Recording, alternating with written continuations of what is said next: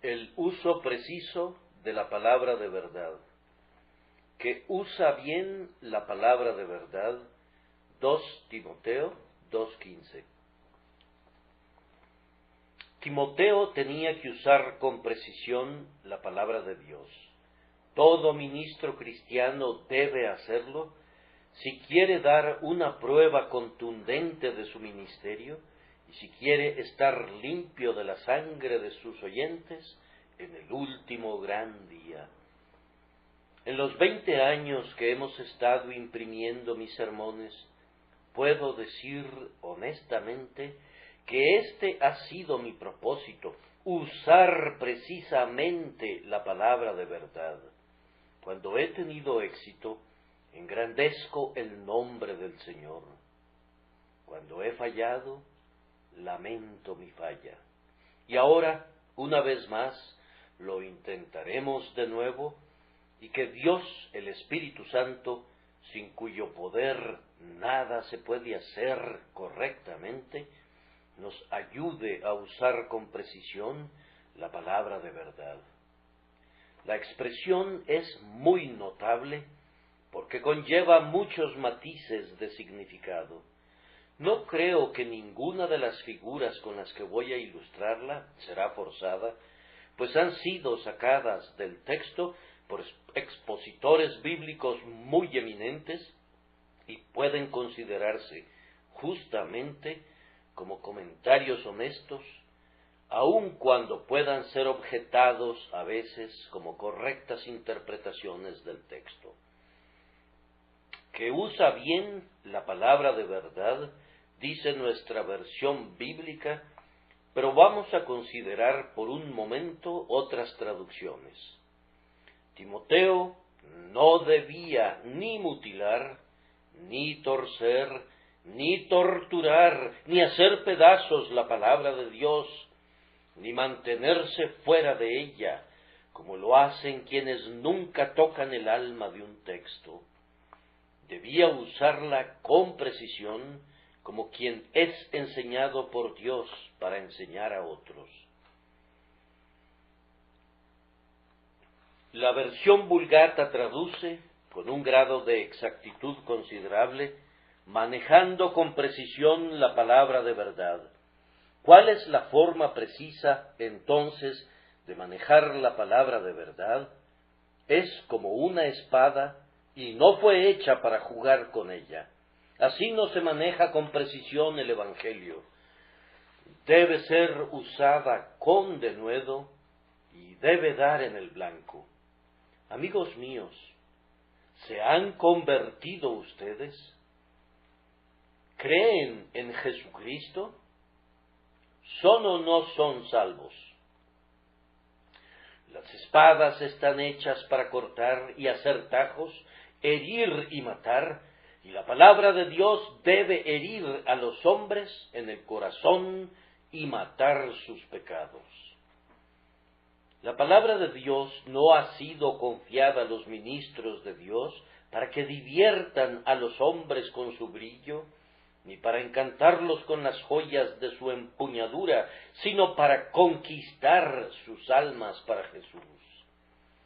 Recuerden, amados oyentes, que si el predicador no los conduce a esto, que sean convertidos, él solo sabrá la razón por qué no lo hace.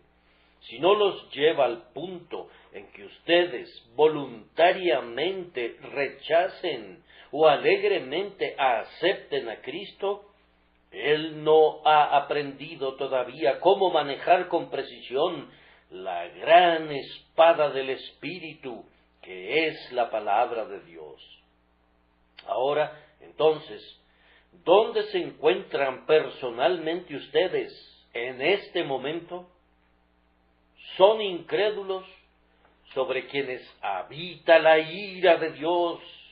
¿O son creyentes a quienes se puede aplicar esa palabra llena de gracia? De cierto les digo, quien cree en mí tiene vida eterna.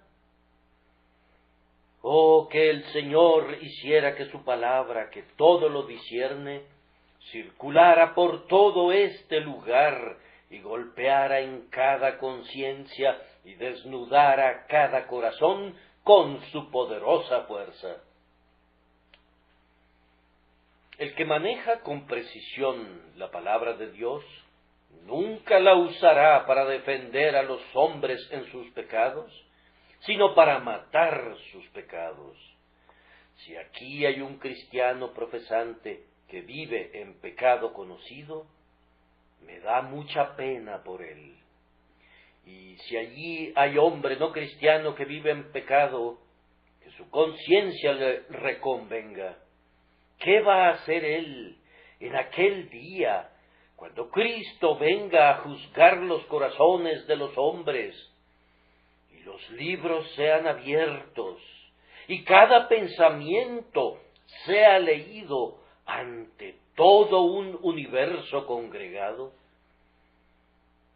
Deseo manejar la palabra de Dios de manera que ningún hombre pueda hallar jamás una excusa en mi ministerio para vivir sin Cristo y para vivir en pecado, sino que pueda conocer claramente que el pecado es un mal mortal y que la incredulidad es la destructora segura del alma. Quien hunde la palabra con precisión en las propias entrañas del pecado como una espada de dos filos, ese ha aprendido a usarla. El Evangelio nunca debe ser usado para asustar a los pecadores frente a Cristo. Creo que a veces se maneja así. Hay personas que ruedan doctrinas sublimes como si fueran rocas en el camino del pecador y establecen oscuras experiencias como un estándar de horror que debe ser alcanzado antes que un hombre pueda creer en Jesús. Pero manejar con precisión la palabra de vida es para atemorizar a los hombres y llevarlos hacia Cristo, y no para alejarlos de Él. Sí, atraerlos a Él por la dulce seguridad que no rechazará a nadie que a Él venga. Que Él no pide que ellos se preparen, sino que si vienen de inmediato, tal como son, Él los recibirá con certeza. ¿No he manejado así la palabra de verdad cientos de veces en esta casa? ¿No ha sido acaso un gran imán para atraer pecadores? Como un imán tiene dos polos y con uno de ellos repele, así, sin duda, la verdad de Dios repele al corazón prejuiciado y rebelde, y así es olor de muerte para muerte.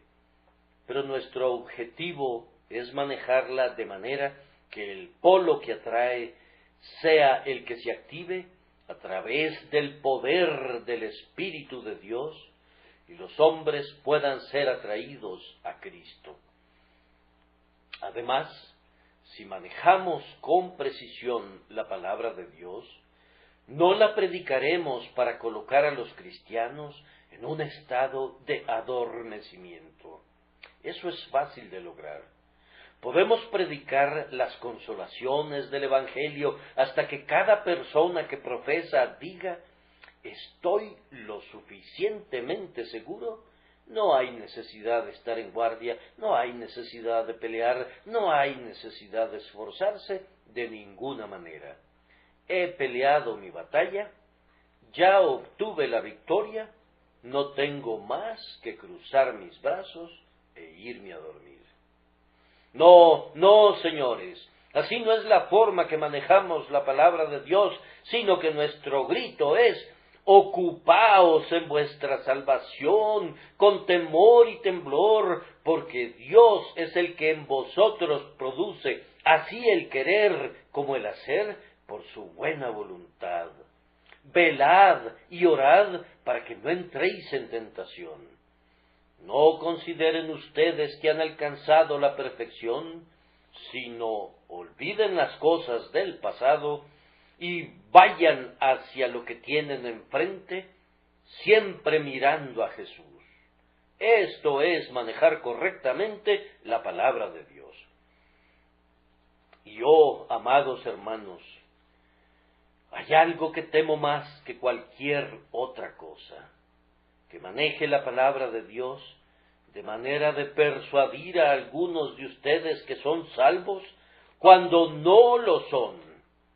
Juntar a un gran número de personas que profesan es una cosa, pero tener un gran número de verdaderos santos edificados conjuntamente en Cristo es algo completamente diferente. Levantar un remolino de excitación e influenciar a la gente de esa manera, de tal forma que llega a pensar con toda seguridad que ha sido verdaderamente convertida, ha sido realizado muchas veces. Pero esa burbuja ha estallado muy pronto. El globo se ha llenado hasta que ha explotado. Que Dios nos libre de eso.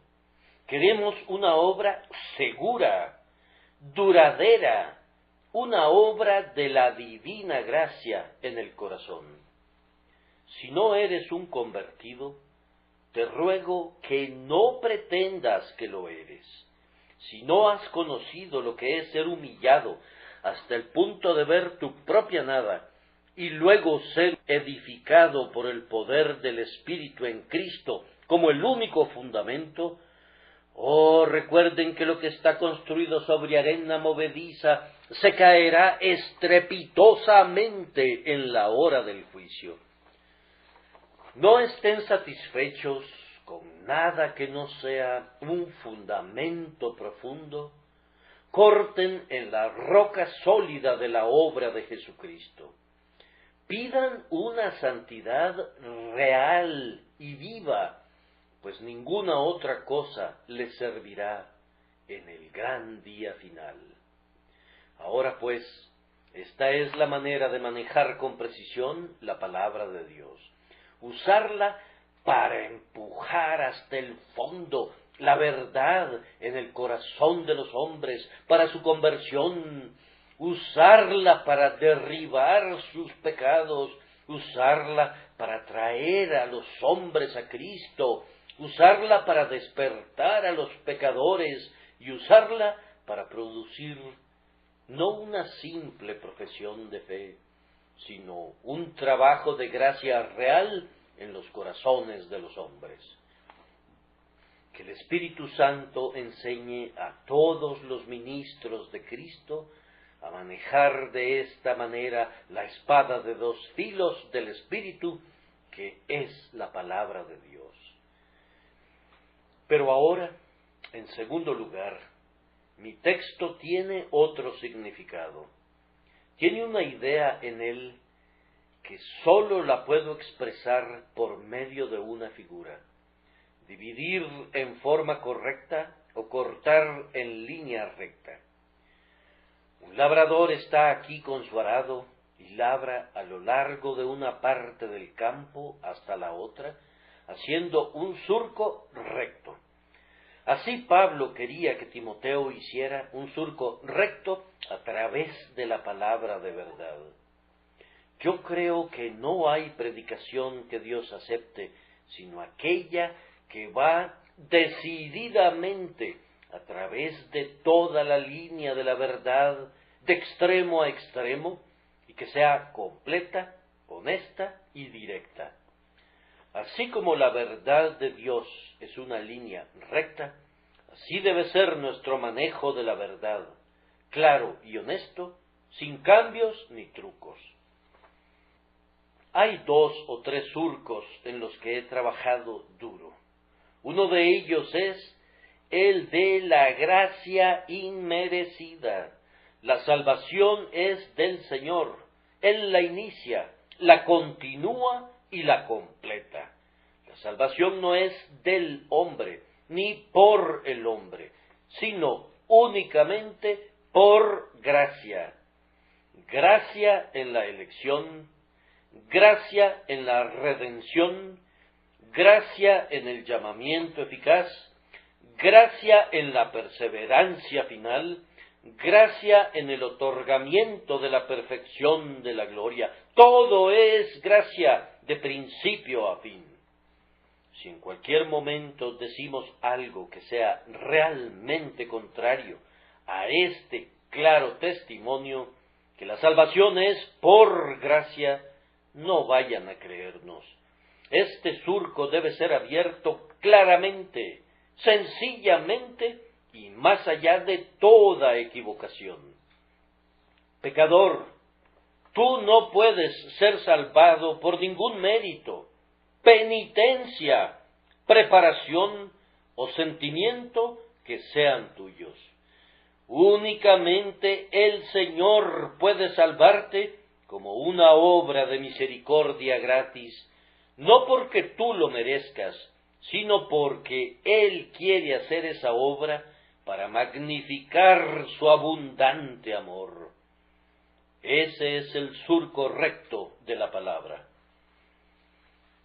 Nos empeñamos siempre en abrir un surco recto sobre la cuestión de la depravación humana, predicar que el hombre está caído, que cada parte y pasión de su naturaleza está pervertida, que se ha extraviado completamente, que está enfermo desde la coronilla de su cabeza hasta la planta de sus pies, sí, que está muerto en transgresiones y pecados y corrupto ante Dios.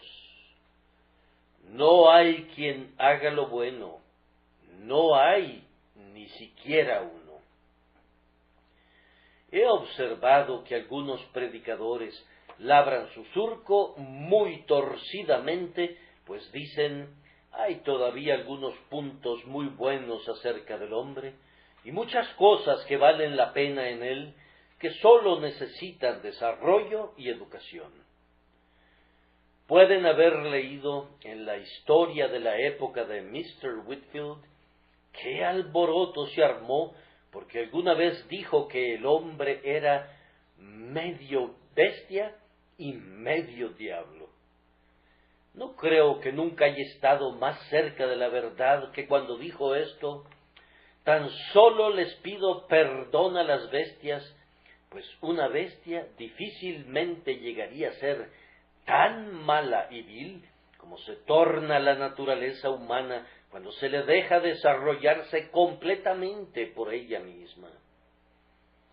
Oh, orgullo de la naturaleza humana, aramos directamente sobre ti.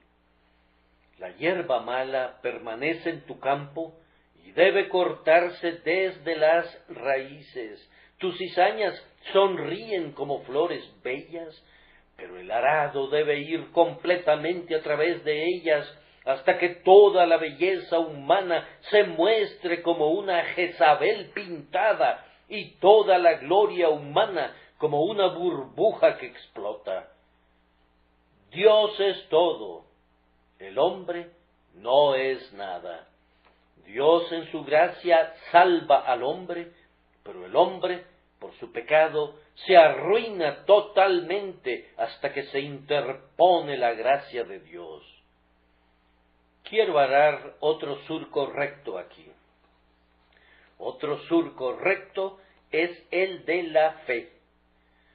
Somos enviados para decirles a los hombres que quien cree y es bautizado es salvo, y nuestro deber es exponerlo así. La salvación no es por obras. Las obras no son el surco, ni por oraciones, ese no es el surco, ni por sentimientos, ese no es el surco del Evangelio, ni por preparaciones y enmiendas y reformas, sino por la fe en Jesucristo.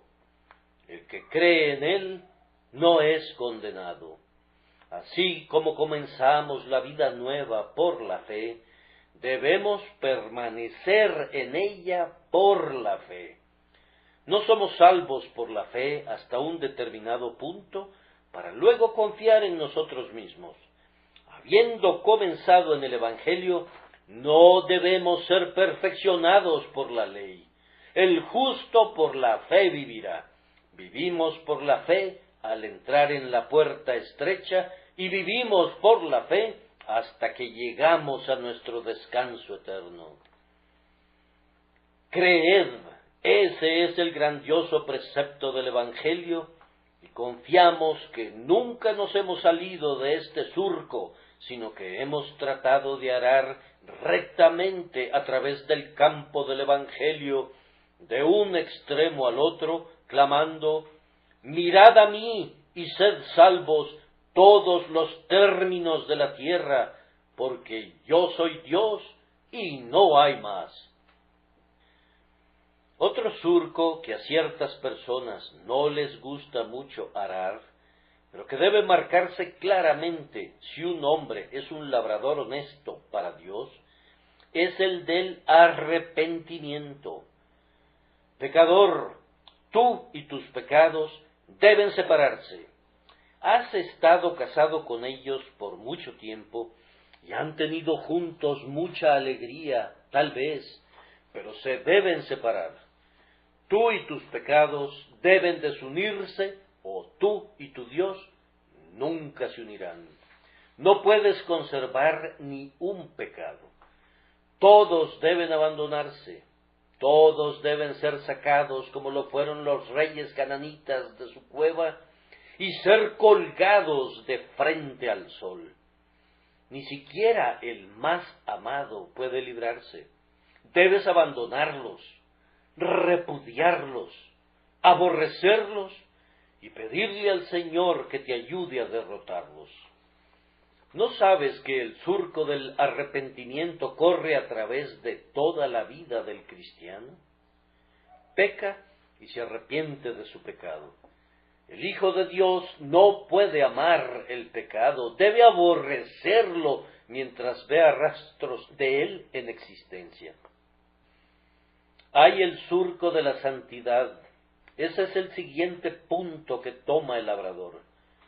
La santidad sin la cual nadie verá al Señor. Hemos predicado la salvación por gracia, pero no predicamos la salvación para aquellos que continúan en el pecado. Los hijos de Dios son un pueblo santo, lavado, purificado, santificado y hecho celoso de buenas obras. Quien habla acerca de la fe y no tiene obras que prueben que su fe es una fe viva, se miente a sí mismo y miente ante Dios.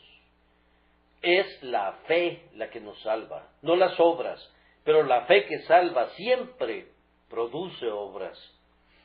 Renueva al corazón, cambia el carácter, tiene influencia sobre los motivos y es el instrumento en la mano de Dios para hacer del hombre una nueva criatura en Jesucristo. No se equivoquen en esto, señores. Pueden ser bautizados y rebautizados. Pueden asistir a los sacramentos o pueden creer en un credo ortodoxo, pero serán condenados si viven en pecado. Te puedes convertir en un diácono o en un anciano o en un ministro, si te atreves a ello. Pero no hay salvación para ningún hombre que todavía abriga sus pecados. Porque la paga del pecado es muerte, muerte para quienes profesan, así como para quienes no profesan la fe.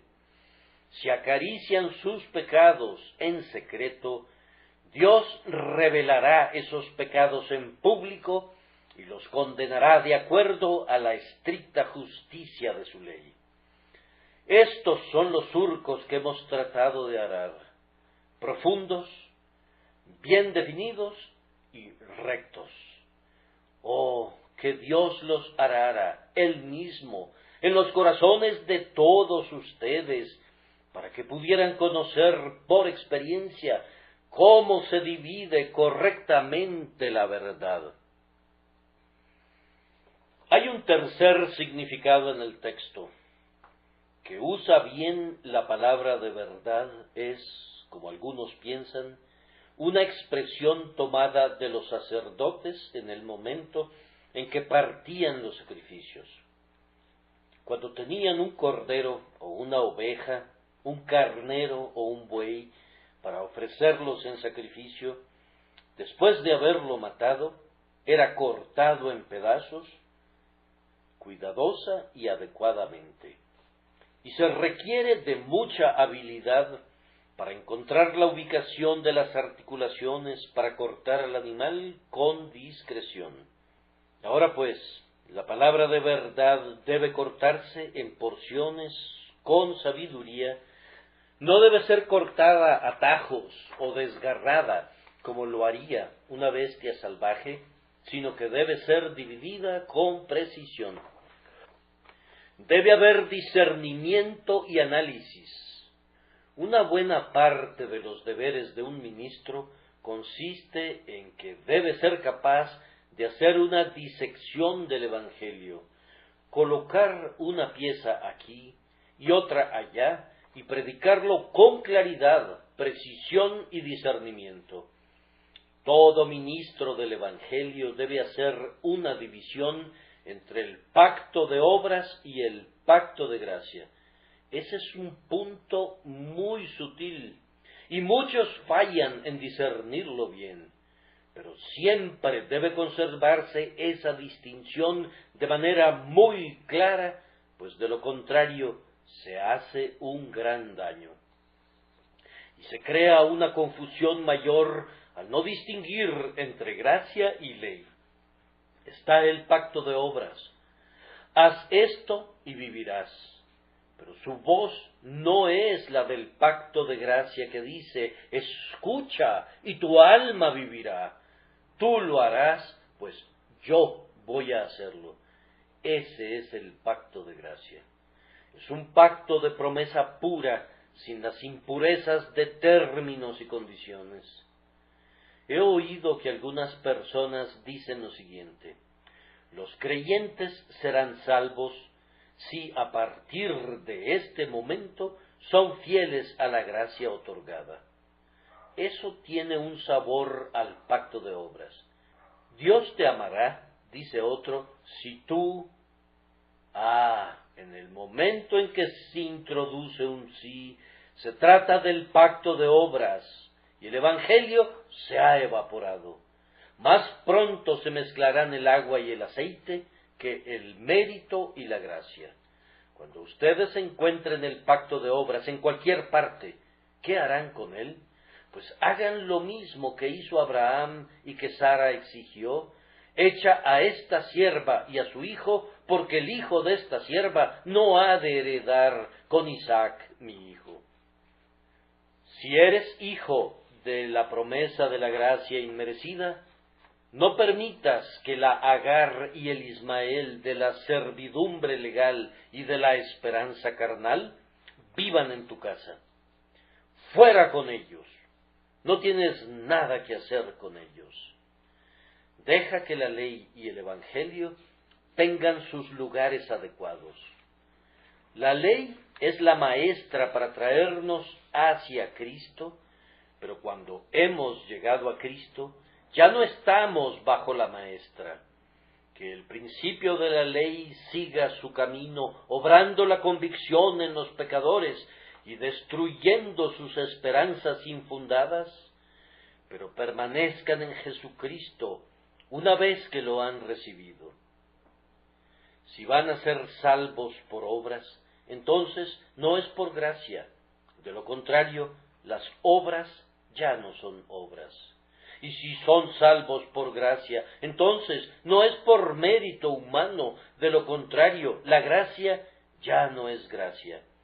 Se debe ser absolutamente claro en esto, que es de la mayor importancia, pues muchas almas han naufragado en las rocas de la legalidad. Necesitamos también conservar una clara distinción entre los esfuerzos de la naturaleza y la obra de gracia. Es digno de elogio que los hombres hagan todo lo posible para ser mejores, y todo lo que hace que la gente sea más sobria, más honesta, más frugal, mejores ciudadanos, mejores esposos y mejores esposas, es algo muy bueno. Pero eso es la naturaleza y no la gracia. La reforma no es la regeneración. Os es necesario nacer de nuevo, es válido todavía, tanto para los buenos como para los malos. Ser hechos una criatura nueva en Jesucristo es tan necesario para quienes son morales como para los depravados, pues cuando la carne ha hecho lo mejor, lo que es nacido de la carne, carne es, y entonces los hombres deben nacer del Espíritu o no pueden entender cosas espirituales ni entrar en el cielo. Siempre he intentado mantener esta distinción y confío que nadie de ustedes confunda jamás los esfuerzos de la naturaleza con las obras de la gracia divina.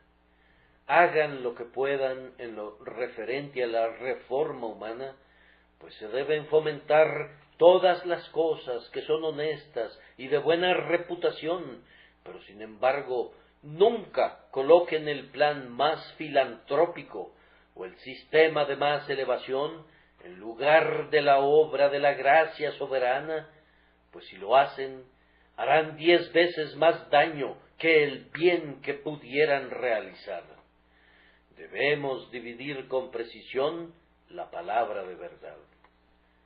También, siempre es bueno que los cristianos sean capaces de distinguir entre una verdad y otra, que el cuchillo penetre entre las articulaciones de la obra de Cristo por nosotros y la obra del Espíritu Santo en nosotros.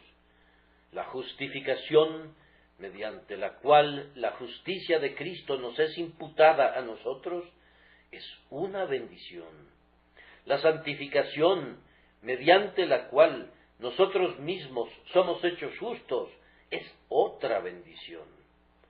He sabido que algunos describen la santificación como una suerte de cimiento, o cuando menos un apoyo para la obra de justificación.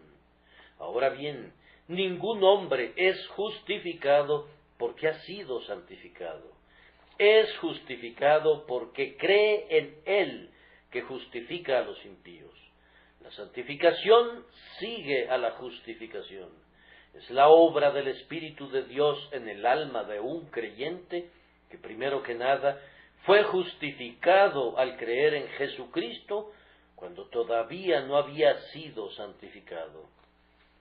Den a Jesucristo toda la gloria por su obra grandiosa y perfecta, y recuerden que son perfectos en Jesucristo y aceptados en el amado, pero al mismo tiempo den gloria al Espíritu Santo y recuerden que todavía no son perfectos en santidad, sino que la obra del Espíritu debe ser continuada y será continuada durante todos los días de su vida.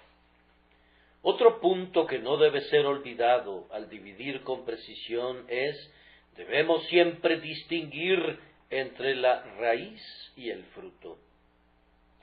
Sería muy mal botánico quien no distinguiera entre un bulbo y un capullo, pero sí creo que hay muchos londinenses que no saben qué son las raíces y qué son los frutos, pues han visto muy poco las plantas que crecen.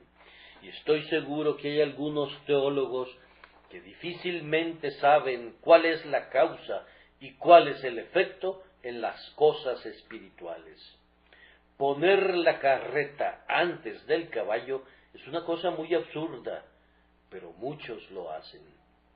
Oigan como dice la gente: si pudiera sentir gozo en el Señor, entonces creería. Sí, eso es la carreta antes del caballo, porque el gozo es el resultado de la fe, no la razón de ella. Pero quiero sentir un gran cambio en mi corazón, y entonces creeré. Así pues, ustedes desean convertir el fruto en raíz. Cree en el Señor Jesucristo. Esa es la raíz del asunto. El cambio de vida y el gozo en el Señor brotarán como frutos graciosos de la fe y no de ninguna otra manera. ¿Cuándo los distinguirán? Así les he dado 3 versiones de mi texto: manejo preciso, labranza recta y discernimiento sabio. La siguiente interpretación de la expresión del apóstol es prácticamente recortar la palabra para usos santos. Este es el sentido dado por Crisóstomo.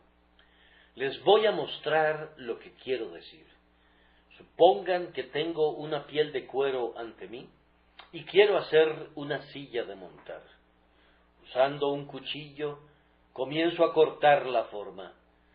No quiero esos pedazos que están cayendo a un lado y al otro. Son de cuero muy bueno, pero ya no puedo hacer uso de ellos. Tengo que cortar mi montura y esa es mi única preocupación. O supongamos que tengo que hacer un par de riendas de ese cuero, entonces debo utilizar mi cuchillo y trabajar con un objetivo, manteniendo clara mi meta ante mí. El predicador, para tener éxito, también debe estar muy atento, y cuando tenga la Biblia ante él, debe usar sólo aquellas porciones que tengan relación con su grandiosa meta. Él debe utilizar el material que la Biblia le ha puesto en sus manos. Cada parte de la palabra de Dios es muy bendita y extremadamente provechosa, pero puede suceder que no esté relacionada con el tema que en ese momento requiere el predicador y, por consiguiente, lo deja para su consideración en otra ocasión.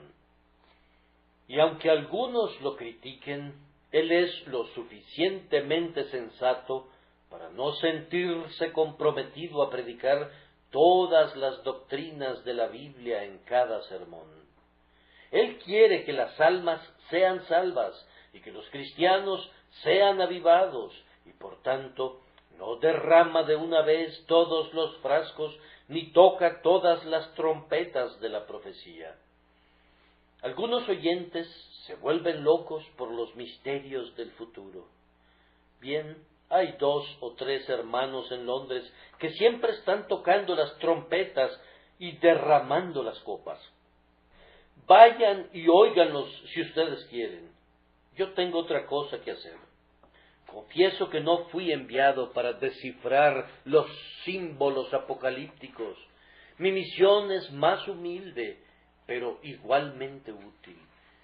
Soy enviado para llevar almas a Jesucristo.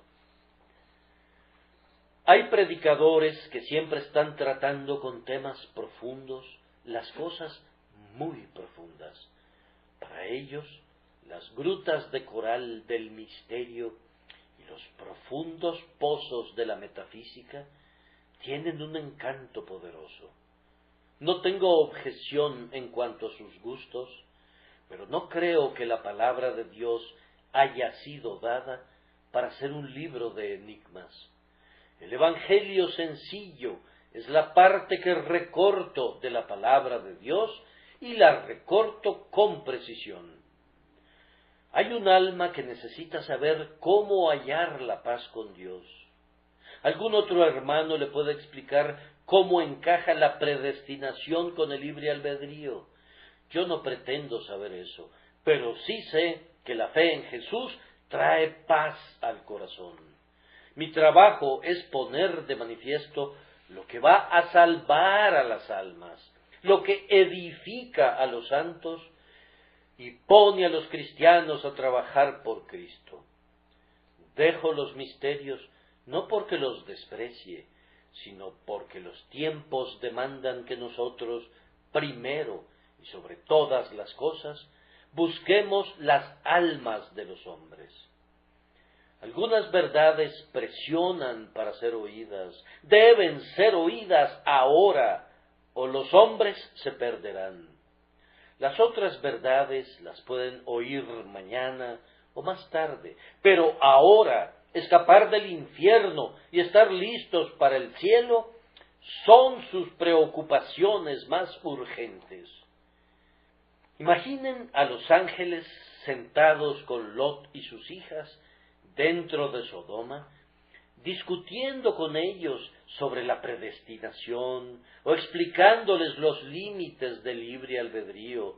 No, no, claman, vamos, y los toman del brazo y los conducen afuera, diciendo, huyan, huyan, huyan, pues va a caer fuego del cielo y esta ciudad debe ser destruida. Esto es lo que el predicador debe hacer, dejando ciertas partes de la verdad para otras ocasiones. Él está ahora dividiendo con precisión la palabra de verdad cuando resalta lo que es de importancia apremiante. En la Biblia hay algunas cosas que son esenciales, sin las cuales un hombre no puede ser salvo de ninguna manera. Hay otras cosas que son importantes, pero, sin embargo, los hombres son salvos a pesar de su ignorancia de ellas. ¿No está claro que lo que es esencial debe tener preeminencia? Cada verdad debe ser predicada en su turno y lugar correspondientes, pero nosotros no debemos nunca dar el primer lugar a una segunda verdad o pasar a un primer plano lo que fue diseñado para estar al fondo del cuadro. Nosotros predicamos a Cristo, dijo el apóstol, a Cristo crucificado. Y creo que si el predicador va a dividir con precisión la palabra, le dirá al pecador, pecador, Cristo murió, Cristo resucitó, Cristo intercede, míralo a Él. En cuanto a las difíciles interrogantes y puntos finos, hazlos a un lado por un tiempo.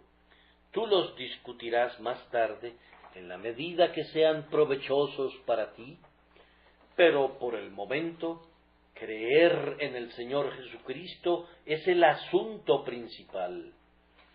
El predicador debe así separar lo vital de lo secundario, lo práctico de lo especulativo, y lo que apremia y es inmediato de lo que puede ser legalmente diferido, y en ese sentido él dividirá con precisión la palabra de verdad.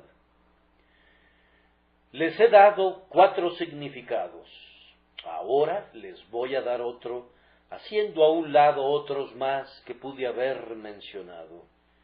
Una cosa que el predicador tiene que hacer es asignar a cada uno su porción. Y aquí cambia la figura.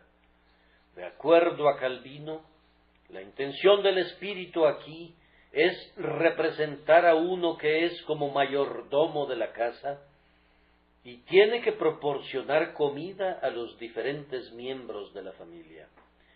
Tiene que dividir con precisión el pan para no darles a los niños y bebés toda la corteza. Tiene que suministrar correctamente su porción a cada cual, según sus necesidades, y no darles leche a los hombres fuertes, ni a los bebés una dieta sólida, ni arrojar el pan de los hijos a los perros, ni darles a los hijos la comida de los cerdos, sino colocar ante ellos su propia porción. Déjenme intentar y hacerlo. Hijo de Dios, tu porción es toda la palabra de Dios. Cada promesa contenida en ella es tuya. Tómala, aliméntate de ella. Cristo es tuyo, Dios es tuyo, el Espíritu Santo es tuyo, la eternidad es tuya, la muerte es tuya, la gloria eterna es tuya. Allí está tu porción. Es muy dulce darte tu alimento real. Que el Señor te dé un muy buen apetito. Aliméntate de Él, aliméntate de Él. Pecador, tú que no crees en Jesús, nada de esto es tuyo. Mientras permanezcas como eres, las amenazas son todas tuyas. Si rehusas creer en Jesús, ni esta vida ni la que viene es tuya, ni el tiempo ni la eternidad. Tú no tienes nada bueno. Oh, cuán terrible es tu porción ahora, pues la ira de Dios está sobre ti. Oh, que tú fueras sabio, que tu carácter pudiera ser cambiado, pues hasta que haya sido cambiado, no nos atrevemos a halagarte. No hay ni una sola promesa para ti, ni una sola frase de aprobación. Tú tienes tus alimentos para comer y tus vestidos para cubrirte, pero aun eso te es dado por la abundante misericordia de Dios, y se puede convertir en una maldición para ti, a menos que te arrepientas. Lamento mucho traerte un mensaje así, pero debo ser honesto contigo. Eso es todo lo que puedo darte. Dios lo ha dicho, y es una terrible sentencia. Maldeciré vuestras bendiciones. Oh pecador, la maldición del Señor está en la casa de los impíos. Tenemos que partir también una porción para los que sufren, y oh, cuán dulce tarea es esta, decirles a aquellos que lloran en Sión, que el Señor les dará belleza en vez de las cenizas. Bienaventurados los que lloran, porque ellos recibirán consolación. El Señor restaurará la paz a sus dolientes. No teman ni desmayen, pues el Señor les va a ayudar. Pero cuando hayamos dado a quienes lloran sus dulces alimentos, tenemos que volver el rostro hacia los hipócritas y decirles: pueden colgar sus cabezas como juncos, pueden rasgar sus vestidos y aparentar que ayunan, pero el Señor, que conoce el corazón de ustedes, vendrá de pronto y les quitará la máscara. Y si no son sinceros ante Él, si son pesados en la balanza y se les encuentra deficientes, Él les administrará la hiel de amargura para siempre. Para sus dolientes hay misericordia, pero para el defraudador y el hipócrita hay juicio sin misericordia. Además, suministrar una porción a quien busca es una cosa muy agradable cuando decimos: todo aquel que pide, recibe, y el que busca, halla, y al que llama, se le abrirá. Venid a mí, todos los que estáis trabajados y cargados, dice Cristo, y yo os haré descansar. Tomen su porción y regocíjense. Tenemos que darnos vuelta y decir a otros que piensan que son buscadores, pero que se están demorando: ¿hasta cuándo claudicaréis vosotros entre dos pensamientos? ¿Cómo es que ustedes están continuamente vacilando y rehúsan creer en Jesús y permanecen en la condición de incredulidad cuando el mandamiento del Evangelio es: crean, crean ahora y vivan? De esta manera tenemos que darles a unos consuelo, a otros consejo, a otros reproche, a otros ánimo. Tenemos que darle a uno la invitación y a otro la advertencia. Esto es dividir con precisión la palabra de verdad. Sí, y algunas veces Dios capacita a sus servidores para que prediquen la palabra a algunos hombres de manera muy notable. Creo que si yo contara unas cuantas de las cosas que me han ocurrido durante los últimos 21 años, no serían creídas. O si les dijera a ustedes pasajes de historia que conozco, que han ocurrido en este tabernáculo a personas que han venido aquí y a quienes les he hablado la palabra exacta, sin conocerlos yo ni por un momento, los hechos sonarían a ficciones. Les daré un ejemplo. Algunos de ustedes recordarán mi predicación del texto: ¿quién me dará aviso si tu padre te respondiere ásperamente?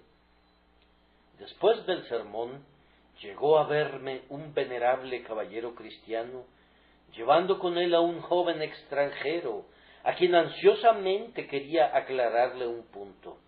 Me dijo: Señor, le pido amablemente que me responda esta pregunta. ¿Usted me ha hablado algo que concierna a este joven caballero? No, señor, ciertamente que no, dije.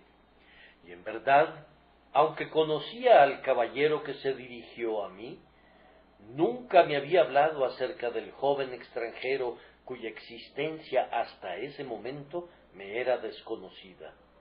Me dijo: este joven caballero está casi convencido de ser cristiano. Su padre es de otra fe completamente diferente y adora otros dioses.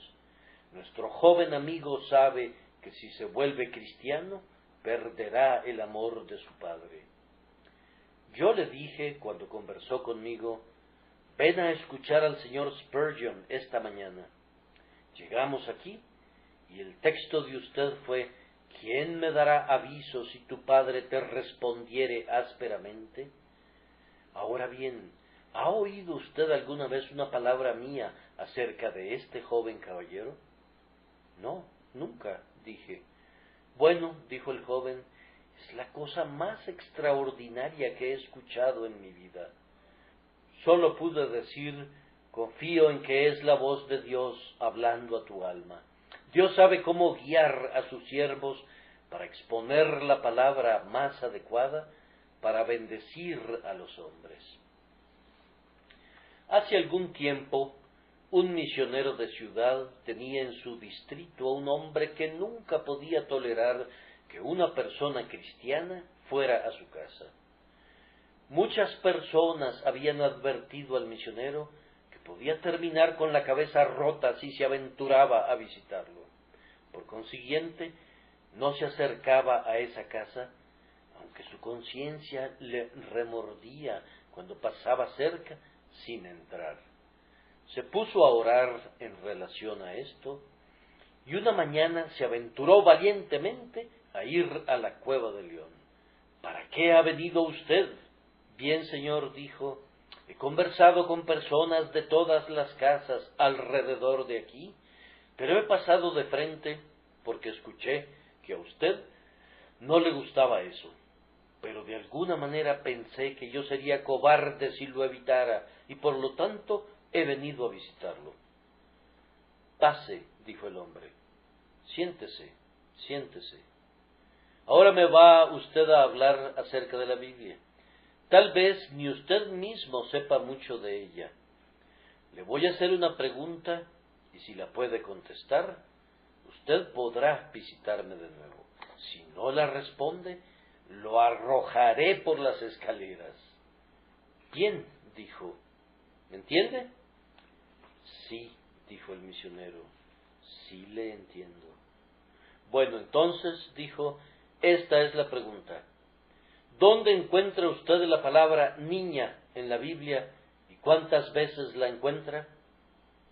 El misionero de la ciudad dijo, la palabra niña aparece solo una vez en la Biblia, y en el libro de Joel, capítulo 3 y versículo 3, vendieron la niña por vino. Correcto, dijo, no hubiera creído que lo supieras si no te hubiera hecho alguna otra pregunta. Puedes regresar a visitarme. Pero, dijo el misionero, me gustaría que usted supiera cómo es que llegué a saberlo. Esta misma mañana oraba para que Dios me guiara, y cuando estaba leyendo el capítulo de la mañana, llegué a este pasaje, y vendieron la niña por vino, y busqué en mi concordancia para ver si la palabra niña se encontraba en alguna otra parte. Encontré que la palabra niñas aparece en el pasaje, y las calles de la ciudad estarán llenas de muchachos y muchachas que jugarán en ellas. Zacarías 8:5. El resultado de esta historia, por muy raro que parezca, fue que se le permitió al misionero ir de visita, y el hombre le tomó gusto a sus visitas, y toda la familia prosperó, y el hombre y su mujer y uno de sus hijos se hicieron miembros de una iglesia cristiana algún tiempo después. Parece algo extraordinario. Sin embargo, les puedo asegurar a ustedes que esas cosas tan extraordinarias son lugares comunes en mi experiencia. Dios ayuda a sus siervos a dividir con precisión la palabra, es decir, a predicar una porción especial a cada caso especial, de manera que le llegue al hombre como si todo lo relativo a él fuera conocido. Antes de que yo viniera a Londres, un hombre se me acercó un domingo en un terrible estado de enojo. Juraba que me iba a dar de latigazos por retarlo desde el púlpito. —¿Pues qué cosa dije? —le pregunté. —¿Qué dijo? Usted me miró a la cara y dijo: ¿qué más puede hacer Dios por ti? ¿Él te dará una buena esposa?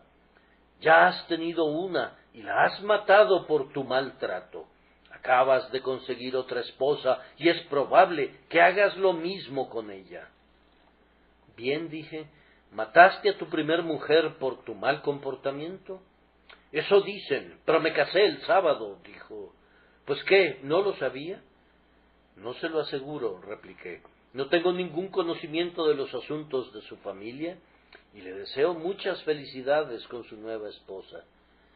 Se calmó bastante, pero creo que yo di en el clavo esa vez, que había matado a su mujer por su dureza y que apenas si le gustaba traer a su nueva mujer al lugar de adoración para que se le dijera eso.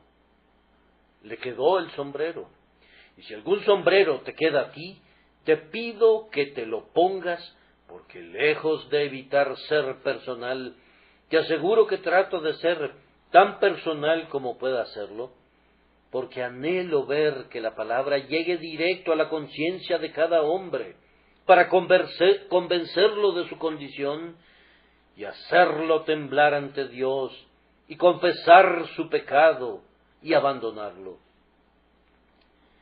Me deben permitir unos pocos minutos más mientras toco el último punto, el cual es este. Usar con precisión la palabra de verdad significa decirle a cada hombre cuál será su porción y su herencia en la eternidad.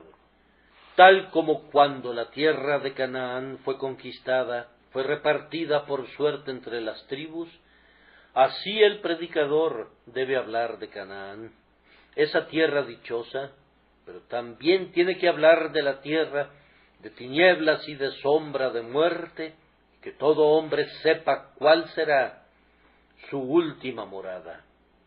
Ustedes ciertamente lo saben. Ustedes que vienen aquí lo saben. Necesito repetir una historia que hemos contado una y otra vez, 1000 veces. Todos los que creen en Jesús y son renovados en sus corazones y son guardados por la gracia de Dios, por la fe para salvación, heredarán la vida eterna. Pero para aquellos que no creen en Dios, que rechazan a su Hijo, que permanecen en sus pecados, para ellos no queda nada sino una horrenda expectación de juicio y de hervor de fuego. Los malos serán trasladados al Seol, todas las gentes que se olvidan de Dios. Irán estos al castigo eterno y los justos a la vida eterna. Entended ahora esto, dice Dios, entended ahora esto, los que os olvidáis de Dios.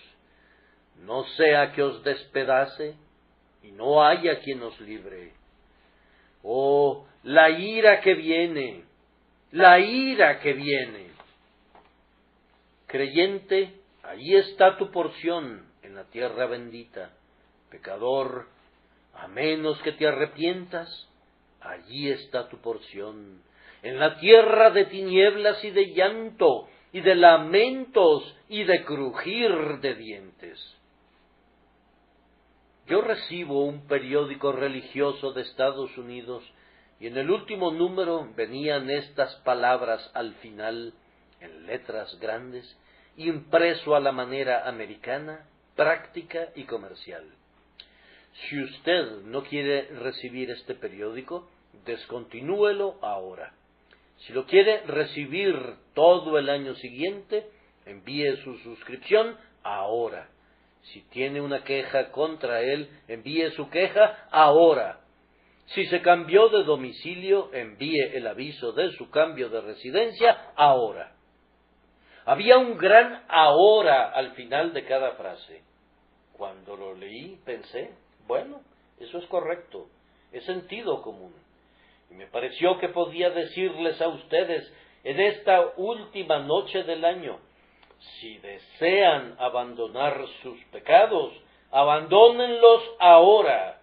Si quieren recibir la misericordia de Dios por medio de Jesucristo, crean en Él ahora. ¿Qué mejor momento habrá que antes que el año que agoniza se haya ido? ¡Ahora! ¡Ahora! ¡Ahora! En ese mismo periódico leí una historia acerca de los señores Moody y Sankey sobre ese mismo punto. La historia es que cuando estaban predicando en Edimburgo, estaba sentado frente a ellos un hombre que estaba muy profundamente interesado, estaba bebiendo todo lo que decían. Hubo una pausa en el servicio y el hombre salió con su amigo, pero al llegar a la puerta el hombre se detuvo y su amigo le dijo, «Vamos, Jaime». «No», dijo, «quiero regresar. Vine aquí para obtener algo bueno para mi alma y todavía no lo he recibido todo. Debo regresar otra vez». Regresó y se sentó en su mismo lugar y escuchó de nuevo. El Señor lo bendijo, encontró a Cristo y así halló la salvación. Como era un minero, bajó a la mina el día siguiente para trabajar y le cayó una gran roca encima. Lo sacaron, pero no pudo recuperarse. Le dijo al hombre que lo ayudó a salir, «Oh, Andrés, estoy tan contento que todo se pudo arreglar anoche». «Oh, hombre», dijo, «todo se arregló anoche». Ahora yo espero que aquellos que murieron en el accidente de ferrocarril en la víspera de Navidad hayan podido decir, todo se arregló anoche. Qué cosa bendita sería para ustedes si llegaran a tener un accidente mañana, que pudieran decir, bendito sea Dios, todo fue arreglado anoche. Le di a Jesús mi corazón, me entregué a su divino amor y a su misericordia y soy salvo. Oh Espíritu Santo, concédenos que así sea, y toda la alabanza será para ti. Amén y amén.